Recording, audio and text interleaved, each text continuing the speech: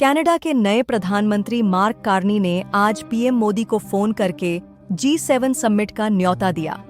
यह सिर्फ एक न्योता नहीं, बल्कि भारत की बढ़ती ताकत का सबूत है।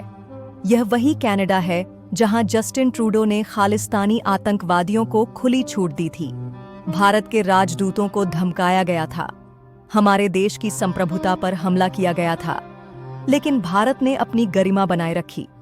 ट्रूडो की हार के बाद कार्नी को समझ आ गया कि भारत के बिना कनाडा का कोई भविष्य नहीं है। 14 अरब डॉलर का व्यापार, दालों का सबसे बड़ा निर्यातक और सबसे तेजी से बढ़ती अर्थव्यवस्था, कनाडा को यह सब चाहिए था।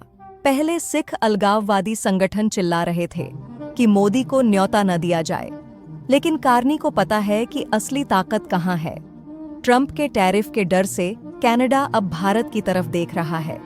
यह दिखाता है कि जब कोई देश अपनी नीति गलत रास्ते पर ले जाता है तो उसे झुकना पड़ता है।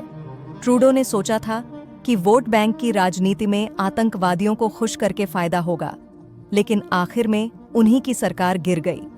भारत ने कभी भीख नहीं मांगी। हमने अपनी शर्तों पर रिश्ते बनाने की बात कही, आपसी सम्मान और साझा हितों के आधार पर काम करने की बात कही। पीएम मोदी ने तुरंत जवाब दिया और कहा कि नए जोश के साथ कनाडा के साथ काम करेंगे, लेकिन यह साफ है कि अब नियम भारत के होंगे, कनाडा के नहीं। G7 के 7 देशों में भारत शामिल नहीं है, लेकिन मेहमान के तौर पर बुलाया जाता है।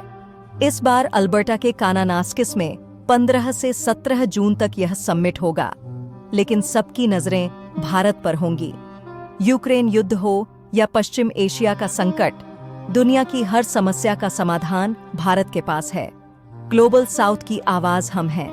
$5 ट्रिलियन की अर्थव्यवस्था बनने के रास्ते पर चलने वाला देश हम हैं। पश्चिमी देशों को अब समझ आ रहा है कि भारत के बिना उनका कोई भविष्य नहीं है। चीन की बढ़ती ताकत को रोकने के लिए भी भारत की जरूरत है। इसीलिए कार्नी ने झुकना बेहतर समझा। यह भारत की कूटनीति की जीत है। बिना कोई समझौता किए, अपनी मर्यादा बनाए रखते हुए भारत ने दिखा दिया कि ताकत कहां है। जो हमारा सम्मान करेगा, हम उसके साथ खड़े हैं। कनाडा में रहने वाले भारतीयों के लिए भी यह अच्छी खबर है। अब उन्हें आतंकवादियों के डर से नहीं जीना पड़ेगा। भारत की मजबूत स्थिति उनकी भी सुरक्षा है। G7 समिट में प्रधानमंत्री मोदी की उपस्थिति से एक बार फिर साबित हो जाएगा कि भारत अब विश्व मंच पर अपनी शर्तों पर खेलता है। सत्यमेव जयते।